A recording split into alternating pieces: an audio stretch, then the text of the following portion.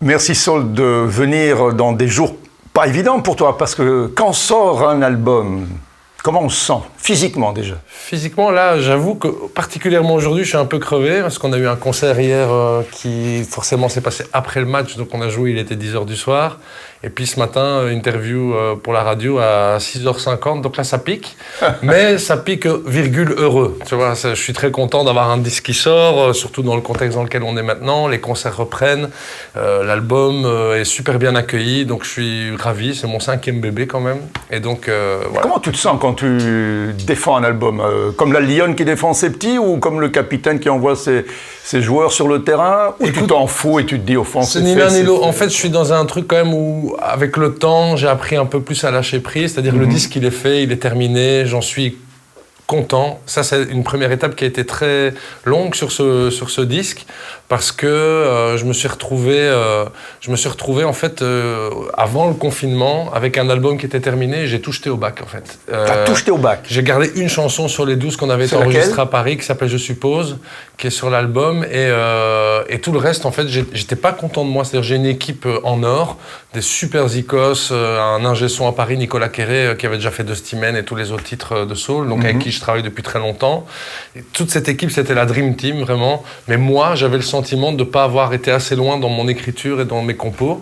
Et donc j'ai tout jeté. Il a fallu avoir le courage d'aller trouver le label. Et mais attends, Saul, t'arrives à un moment donné où tout à la fin, tu jettes, il n'y a pas en chemin un doute qui a effleuré ton esprit, parce que j'ai l'impression que c'est très cinéma ton truc. Tout à la fin, t'écoutes tout qui est fini, donc comme le plat qui est Alors cuisiné. en fait, c'était pas tout à fait fini, c'est-à-dire que c'est ce qu'on appelle les mises à plat. Ouais, donc c'était pas encore mixé. Pas mixé. Voilà, j'entendais les morceaux et je m'étais dit en allant en studio que les chansons que j'avais allaient probablement vivre différemment et que j'avais le sentiment de me dire c'est illégitime d'avoir autant de doutes.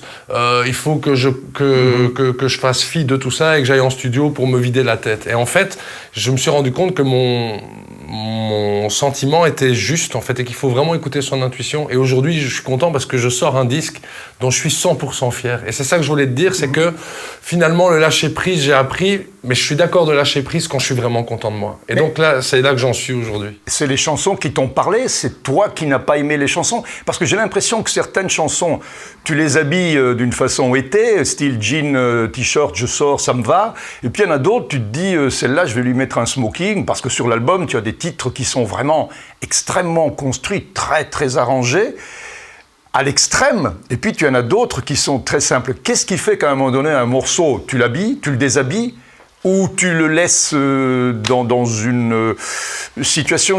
On a l'impression qu'un morceau pourrait être habillé de différentes façons. Qu'est-ce qui fait cette différence? En fait, la base de tout, c'est une bonne chanson.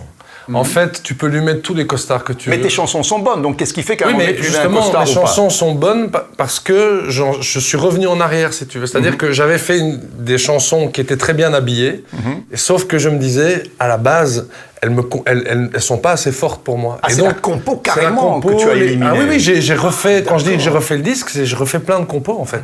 Et donc, c'est pour ça que finalement, sur le disque, il y a effectivement, comme tu dis, des chansons très arrangées qui pour moi nécessitaient cet habillage. Il y a des chansons au contraire qui sont extrêmement simples parce qu'elles étaient belles à l'état pur et qu'il n'y avait pas besoin d'aller leur mettre d'habillage. Mais au final, quand tu enlèves tous les vêtements de toutes les chansons, moi j'ai 12 tracks sur mon disque dont je suis super heureux parce que je trouve que c'est des bonnes chansons. Et c'était pas le cas dans la première mouture de ce que j'avais fait. Alors c'est marrant parce que dans tes chansons, il y en a qui sont franchement écrites par un dépressif. D'ailleurs, tu démarres avec la vie c'est comme une œuvre d'art, tu finis comme une clope dans un sandar. Dans un sandar. Et puis tu as des chansons qui sont encore dépressives, comme Je suppose, où tu dis carrément à ton ex-meuf... Est-ce que tu viendras à mon enterrement? Là, j'ai rigolé. Je suppose que tu ne viendras pas à mon enterrement. Je suppose que tu ne viendras pas à mon enterrement. C'est très fort, ça. Mais c'est vrai que... Et puis, tu en as d'autres qui sont vraiment le gamin qui a envie, quand il se lève le matin, de conquérir le monde, comme avant qu'il ne soit trop tard. Avant qu'il ne soit trop tard, tu boudes. Ou là, j'ai même l'impression que si tu te lâches un peu, ça devient un morceau des Black Keys. Ah oui? Oui, je suis d'accord. Ah oui, non, mais tu vois, alors je me dis, quoi, parce que ma vie est comme ça. Ma vie est comme ça. Et en fait, c'est pour ça que je suis très content avec ce disque, parce que, en fait, dans ta vie, tous les jours, tu as plusieurs moods, en fait. T'as des moods où tu peux être extrêmement dépressif. Et puis, il y a des matins où tu te lèves, t'as la gouaille et t'es heureux. Et donc, ce disque représente ça. Et je voulais pas faire un disque complètement plombant, parce que je me dis qu'avec ce putain de Covid, les gens ont besoin de positivisme. Et donc, en fait, il y a quand même des vraies bouffées de joie, d'oxygène, qui sont aussi propres à Soul. Il y a, comme tu dis, le morceau Tu boudes, un morceau beaucoup plus rock, mais parce que sur scène, on en voit, et que c'est important, et que je pensais aussi au live. Et donc, voilà, tout ça, finalement, fait un album, je pense, assez homogène, où se côtoient des moments plus déprimants. Mais moi, j'adore les chansons déprimantes. Enfin, je veux dire, mes groupes préférés, soit Radiohead, Jeff Buckley, tous ces mecs-là, sont des gars qui chantent pas spécialement le Pump It Up, quoi. Enfin, même en français, des Brel, enfin voilà. Et donc moi, je trouve qu'une très belle chanson peut aussi être triste, et c'est en tout cas cette espèce d'ambivalence qui est finalement. Mais tu as fait un mélange, enfin tu as fait presque un 50-50, c'est ça qui est amusant. Alors je sais pas si tu l'as fait exprès, pas du tout. Mais tu as quand même 3-4 chansons qui sont tristes, enfin, je veux dire, du style mélancolique, et puis d'autres qui sentent vraiment le gars qui a envie d'en découdre, et puis tu en as 3-4 qui sont aussi à mi-chemin, la tendresse. La tendresse, qui dit qu'au fond, bah voilà, d'ailleurs, qu'est-ce qui reste à la fin? Quand tu auras tout fait, qu'est-ce qui reste? L'émotion, comme Martha Danse. Quand il n'y a plus rien, il reste l'émotion. Quand il n'y a plus rien, il reste la tendresse. Tout le reste, c'est quoi? De l'esbrouf? Non, c'est pas de l'esbrouf, c'est des phases par lesquelles tu passes et où je trouve que c'est intéressant d'y passer. Tu parlais de la chanson Je suppose. Je trouve que c'est un sentiment, en tout cas, que j'avais jamais entendu, moi, en tant qu'auditeur, dans une chanson. Cette espèce de moment dans une séparation où tu te mets à psychoter en te disant, mais qu'est-ce qu'elle est en train de penser à l'instant T où je me trouve? Moi, je pense ça, mais elle pense quoi? Et donc, cette espèce d'incarnation de la supposition, je trouvais ça hyper intéressant. En fait, quand j'écris des chansons, je me place comme un auditeur. Je me dis, qu'est-ce que moi, j'ai pas encore entendu en chanson française que j'aimerais pouvoir entendre? Et je fais ça. Ouais. Dis-moi, quand tu fais une collaboration, que ce soit avec Kali, qui est génial, avec le fiston à Souchon, ou alors Faces on TV avec Jasper Mackelberg, on a l'impression qu'il y a une osmose telle que tu as dormi avec la personne. Eh ben, écoute, il y a quelqu'un qui m'a dit ça il n'y a pas longtemps en interview, et je trouvais ça bien.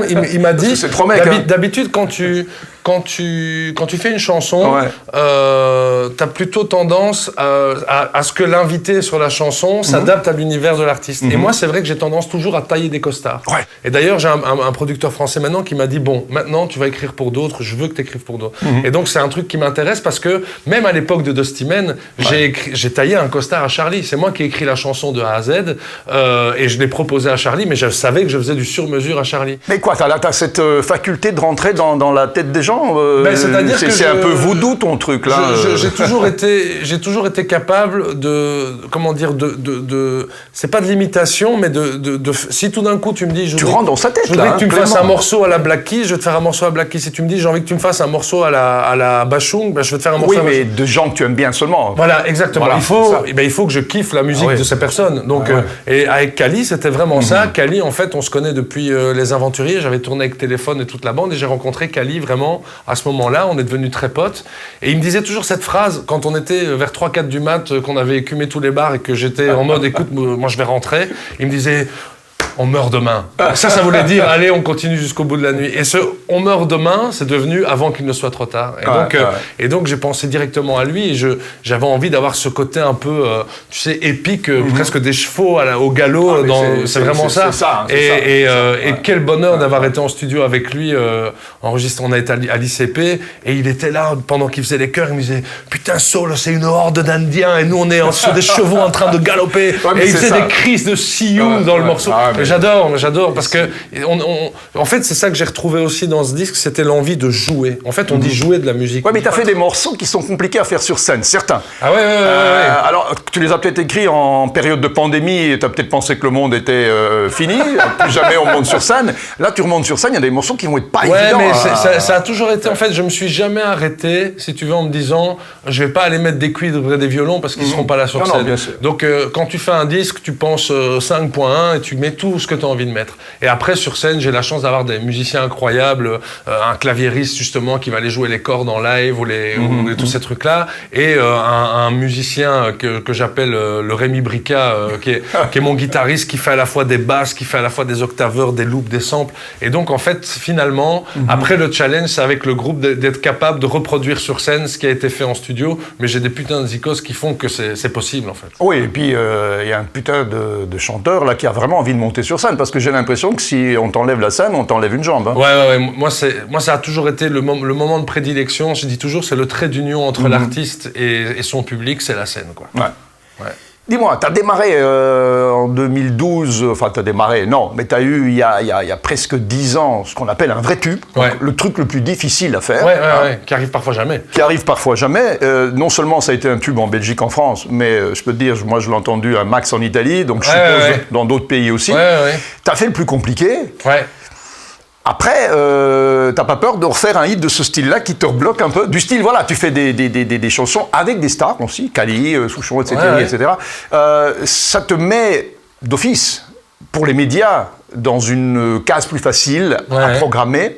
T'as pas peur, connaissant l'expérience de Dusty Man, de te remettre dans un piège comme le tube qui t'enferme En fait, j'ai eu de la chance parce qu'avec Soul, si tu veux, avant Dusty Man, il y avait déjà 2 albums. Avec une pelletée de gens qui m'ont suivi en live, des médias qui m'ont déjà suivi, même en France, en fait, avant Dusty Man, j'avais des France Inter, des Europe 1 qui passaient Soul. Et donc, en fait, quand Dusty Man est arrivé, ça a créé un up chez tout le monde. Je me suis retrouvé à faire des émissions de fous, comme Le Grand Journal, Taratata et trucs. En Italie, comme tu disais, j'étais invité comme invité international sur The Voice Italie. On était numéro 1 des singles en Italie aussi et tout. Tout à fait. Donc ça a été un truc complètement grisant, un truc où je m'imaginais pas vivre ça un jour, et donc ça a été dingue. Et après, en fait, si tu veux, moi je suis revenu dans une espèce de truc back to life, quoi. C'est-à-dire que je suis revenu à ce que je fais de mieux, c'est-à-dire écrire des chansons personnelles et touchantes.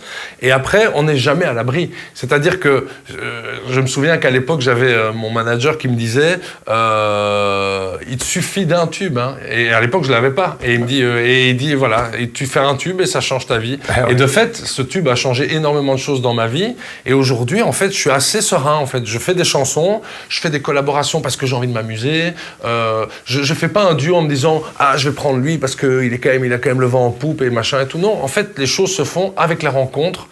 Kali, ça faisait, comme je te disais, 4-5 ans qu'on écumait les scènes ensemble, et où je me suis dit putain, j'ai envie de concrétiser l'affaire. Mais t'as pas de pression, quelque part, t'as du bol, parce que tu me parles comme un artiste sans pression, tu vois. J'ai plus de pression, parce qu'en fait, même Dusty Man, si j'analyse un peu le truc vite fait, c'est un titre qu'on a fait en déconnant, en fait. C'est-à-dire que c'est un titre que j'ai amené à Charlie Winston, qui produisait tout mon album à l'époque, et je lui ai dit, tiens, j'ai fait un truc pour déconner, et nous, on l'a vraiment mis comme une espèce de bonus sur l'album. Et le label français s'est rué dessus en disant, c'est un tube, il faut qu'on l'exploite en radio, mais nous, on l'avait fait en se poilant, quoi. En même temps, c'est la seule et unique recette, hein. Oui, tu le sais bien, il n'y en a pas d'autres. Il n'y en a pas d'autres, et donc finalement, pour revenir à une des questions que tu m'as posées, quand un album sort, en fait, je ne suis plus en pression, parce que je me rends compte que finalement... Ça t'appartient plus non plus. Ça t'appartient plus. C'est les gens qui vont en faire ce qu'ils voudront. Et j'ai lu des chroniques dans les journaux qui commencent à paraître où les mecs disent c'est le meilleur album de soul. Moi, je sais pas dire si c'est le meilleur, mais en tout cas, j'ai donné le meilleur de moi, comme à chaque album, quoi. Voilà. Mais écoute, non, franchement, l'album, il est génial, parce que, je te disais, on est dans toi, hein, on te connaît bien. Après un album comme ça, je pense que tu peux aller chez quelqu'un et dire, voilà, vis avec moi, c'est ma carte d'identité et confiance. T'as raison. Quand tu seras grand, quel genre de chanson tu vas chanter? Je suis grand, je fais 1m97. Ça, c'est sûr. T'as peur d'un jour écrire des chansons avec une tête d'adulte?